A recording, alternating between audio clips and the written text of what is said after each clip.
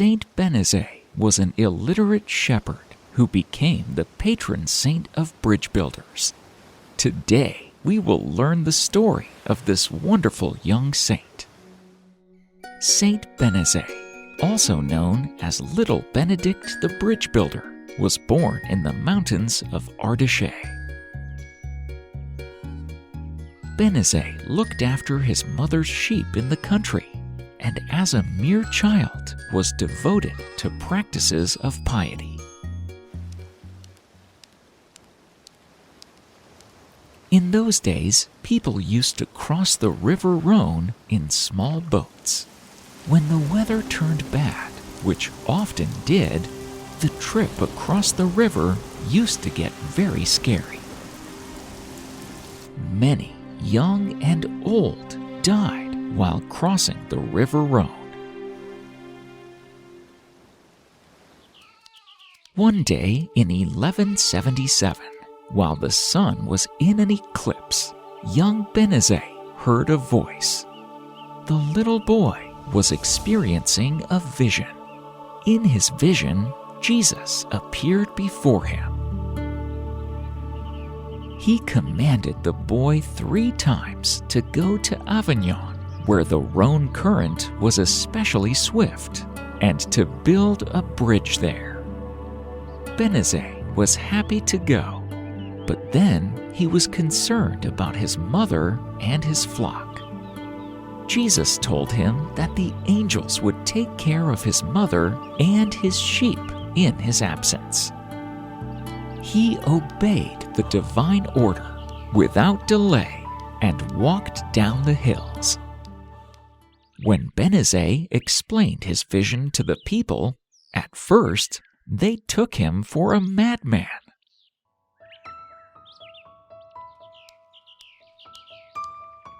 Bénézet then went to meet with the Bishop of Avignon and told him about his vision. The bishop, too, was hesitant about accepting the word of this young boy. To overcome the skepticism of the bishop and the audience, Bénézet lifted a huge stone.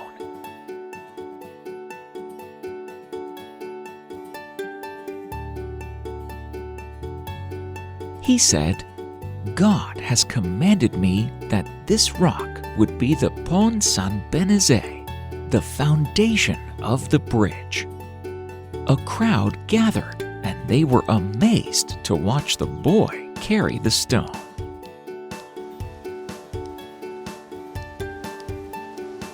He then placed the stone at a point where the force of the river was greatest. The bishop, not wanting to defy heaven, approved the project immediately. Bénézet was all alone in the first few days.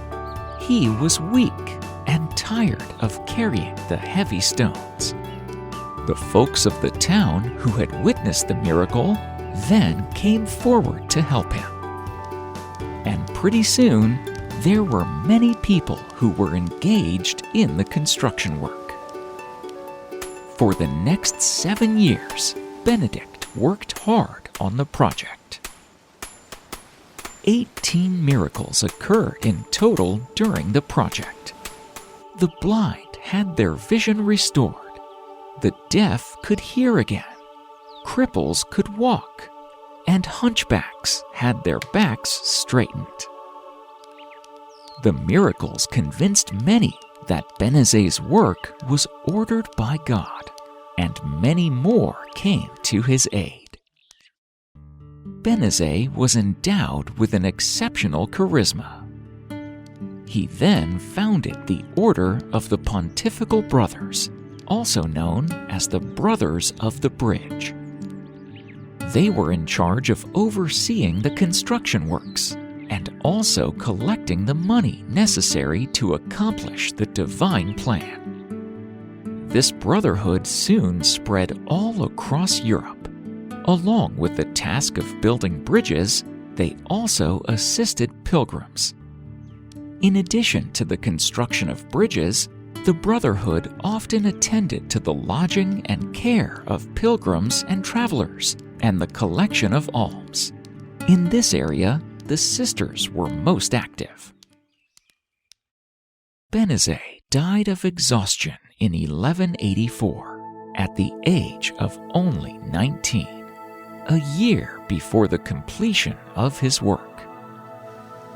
The wonders that occurred during the bridge's erection and the miracles wrought at the bridge builder's tomb convinced the people of Avignon that the young man was a saint, and he was referred to as early as 1237.